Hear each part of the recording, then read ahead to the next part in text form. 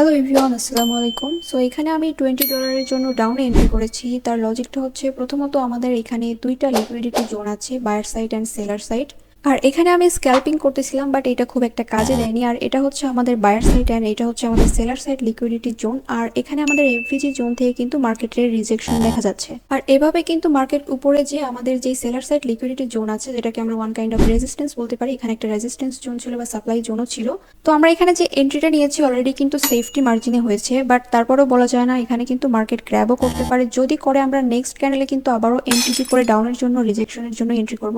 আর এখানে কিন্তু কনফার্ম আমাদের একটা রিজেকশন আসার কথা এবং অলরেডি দেখতে পাচ্ছেন আমাদের সেফটি মার্জিনে কিন্তু ট্রেডটা উইন হয়ে গেছে। যদি নাও হতো আমরা পরের ট্রেডটা রেডের জন্য এন্ট্রি করতাম। সো গাইস, এখানে আমাদের এমটিজির কোনো প্রয়োজনই পড়ে না, আমরা কিন্তু অলরেডি সেফটি মার্জিনে প্রফিটে চলে এসেছি। টেলিগ্রামে জয়েন হওয়ার জন্য আমার ইউটিউবের যে কোনো লং ভিডিওতে ক্লিক করে এর ডেসক্রিপশন বক্সে আপনারা দেখবেন প্রথমেই টেলিগ্রামের লিঙ্ক দেওয়া আছে, এখানে ক্লিক করে কিন্তু আপনারা সরাসরি আমার টেলিগ্রামে জয়েন হয়ে যেতে পারবেন।